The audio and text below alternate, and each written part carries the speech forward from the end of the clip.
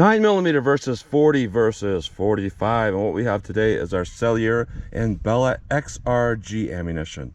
This is solid copper ammunition. There's no lead free, and this ammo was provided by a Patreon member of mine, Edward B. So thank you so much for that, for sending that to the channel. So I'm going to do this test through our long slide pistols, our 5-inch MMPs for our 9mm and our 40, and our 5.3-inch Glock 41 for our 45 ACP.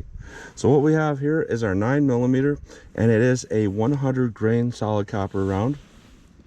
And then we have our 40 caliber, which is a 130 grain solid copper. Big difference in hollow cavity size here with these. And then our 45 ACP is a 165 grain. So pretty light for caliber. However, being solid copper, that's probably going to put the bullet actual length and everything about the same as a lead core, because copper is less dense. So, you know, that's what you can kind of expect if you want a good copper round, is for it to be a little bit lighter than a lead core. So we're going to go through the chronograph, see what kind of velocity and accuracy we get at the same time with this ammunition. Then I'm going to do my 10% clear ballistic test, and I do a best case scenario where it's just plain clear ballistics, where, you know, half of this front block here is nothing but gel, and then we go into plain clear ballistics, and then the other half here has a 1/4-inch medium density fiberboard. And when I do that test, I'm going to put on 4 layers of denim in the front as well. So it's going to be like going through clothing, going through a pectoral muscle, going through 1/4-inch medium density fiberboard, which is going to be like ribs or sternum, into more clear ballistics, and then I'll give more of a real world test. And then I'm going to shoot this ammunition. I think I'm going to do 25 yards today, because I want to do a legitimate review on this and just kind of see, you know, how it shoots for me, if there's less recoil, if I can make follow-up shots at 25 yards on my full-size steel silhouette. So let's get started with this test. All right, first up, let's run our 9mm through the chronograph. I'm about 5 yards from the target, 4 yards from the chronograph, rated at 1312 feet per second. Very specific rating there. So let's see how close I get to 1312 feet per second.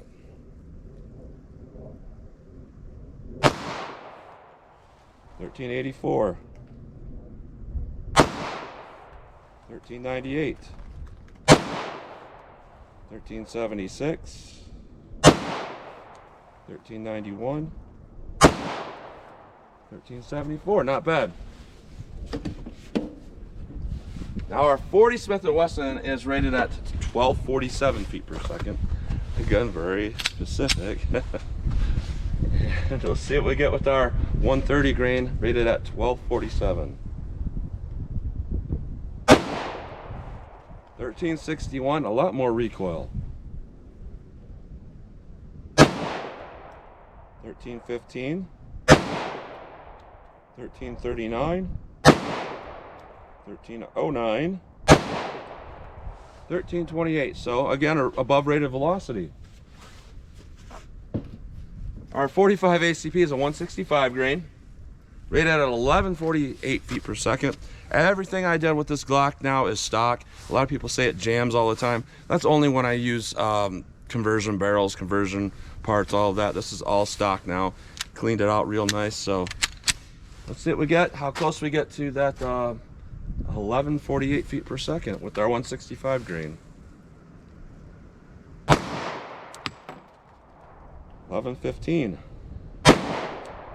1103, 1067, 1098, 1027. Not very consistent at all. And like I've seen so many times, the 45 auto is below rated velocity. Yet companies will put out 9mm way above rated velocity. 40 is usually about rated velocity. So it's just an interesting phenomenon I see a lot. So let's hit our ballistic gel block with all these and see what we get. All right, first up, we're just gonna do our plain clear ballistic shot. Here's our 9mm. See how this will do. Let's try our 40 now. All right, 40 Smith & Wesson, plain clear ballistics. I moved that block a lot. Let's try our 45 now. All right, 45 ACP, plain gel. Let's go take a look.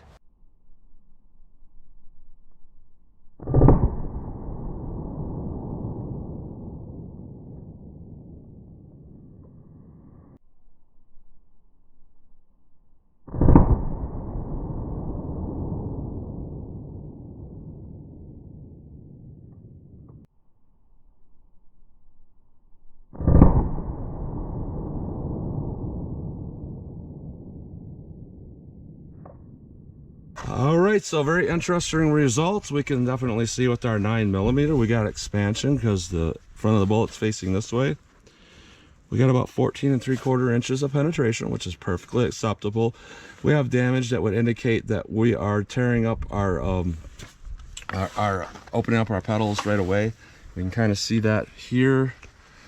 It's kind of hard to see, but they're opening up right away.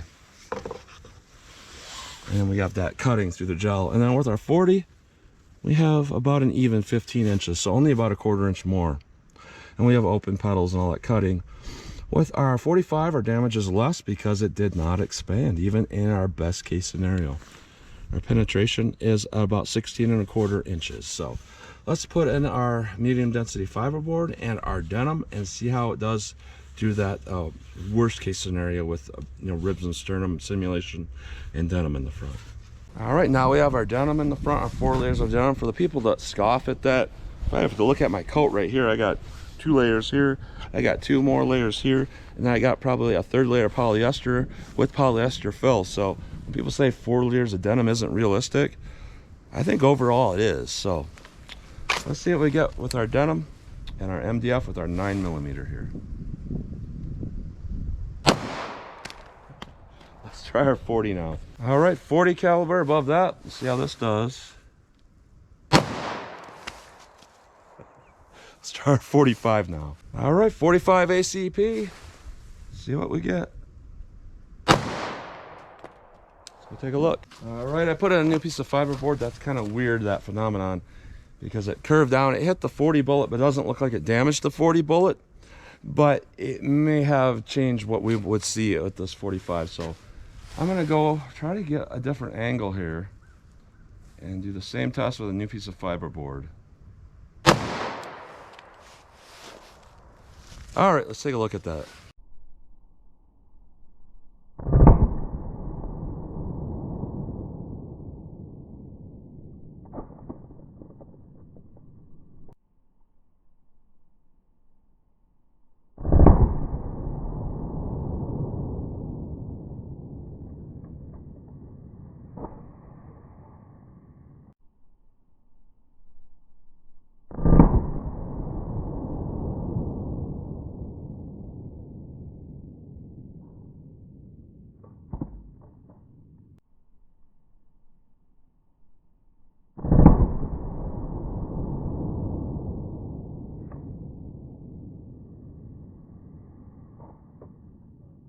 All right, so our fiberboard with our 9mm and our 40 stayed intact, but once I hit it with that 45, it pulled the lamination across apart right there. So that's why I had to put in another one for our 45.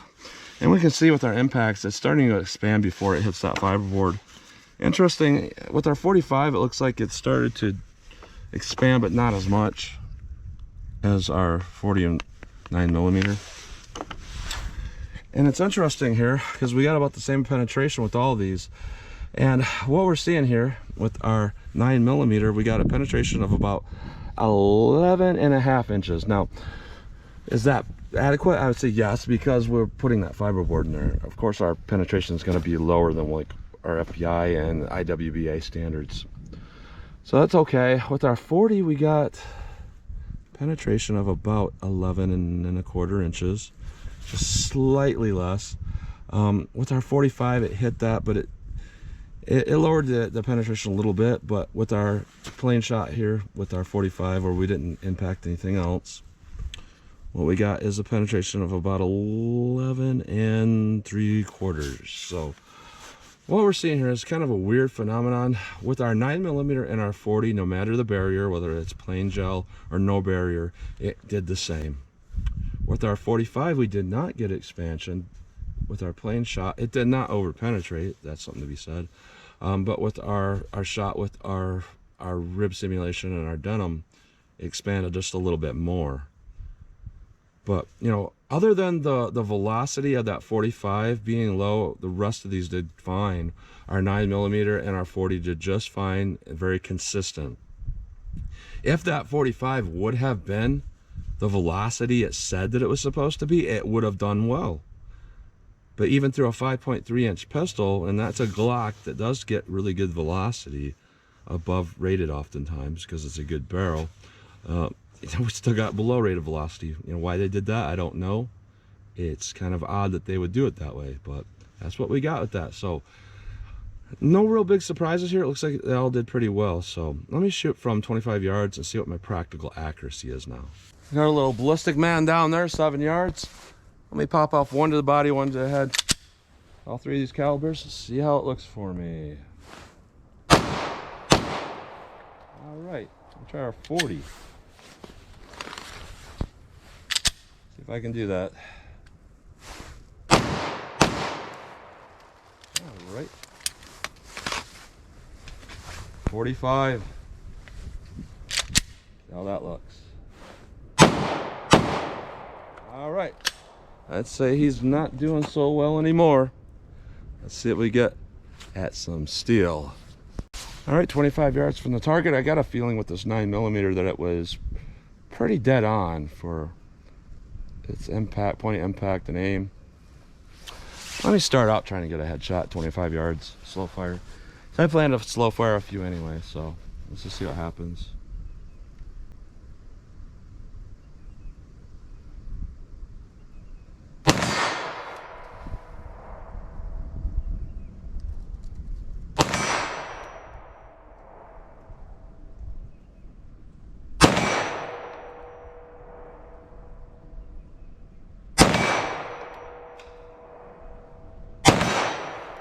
All right, so yeah, it's doing pretty well.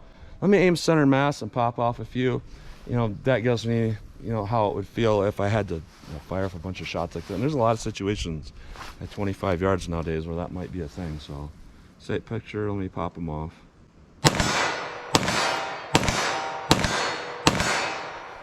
All right, kind of bouncing all over because I'm just kind of quick firing, getting the just a rudimentary sight picture and letting that round go. So 40. Let's see what happens if I try to do that same drill here. Headshot real slow. See what happens.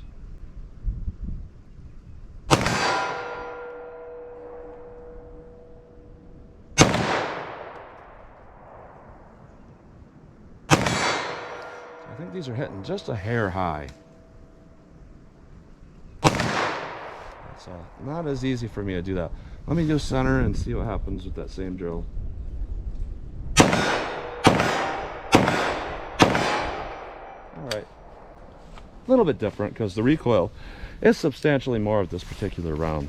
Let me try the 45 with that. All right, 45 ACP.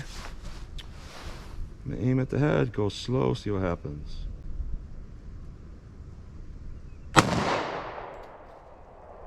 Aim a little lower. So these are hitting, as far as I can tell, they're hitting high. All right, center mass. See what happens. All right, not bad. Since these are doing really well, I have a really good feeling about these rounds. Typically, I wouldn't back it up, but you know, these are 25 round boxes, which is pretty affordable for what they're going for. Which for solid copper, that's pretty incredible. So gives me a few extra rounds if I want to back up to 75, see what happens. I can do that. So I'm going to do that because I feel like I can hit from that distance with these. All right, 75 yards from the target. What I really like about this 9mm is the design of it is very much like a full metal jacket target round.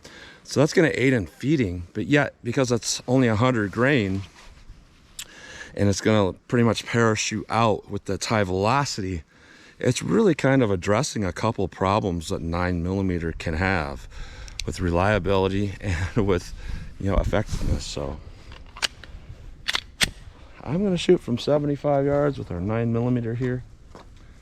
Just going to aim center mass and see where they hit for me.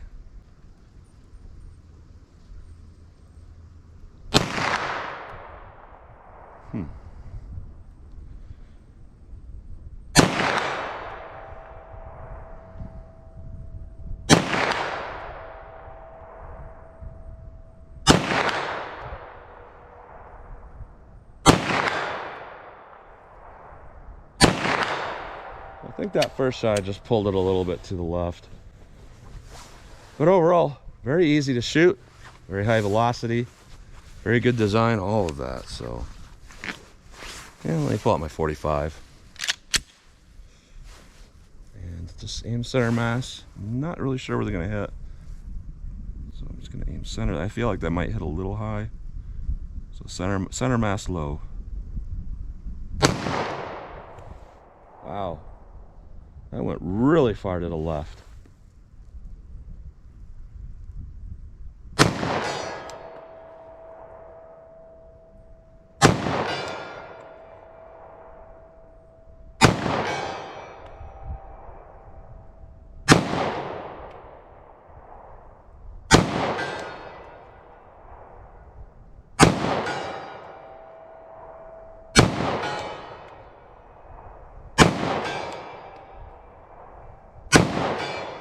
All right, so I aimed just a hair to the right, and that seemed to alleviate that issue I had there. So let's see, what do we got now? Our 40 left. Here's our 40. This felt the most powerful, at the most oomph. Might give me the most trouble at distance, but I don't know. I'm standing on ice. Let's see where our 40 hits.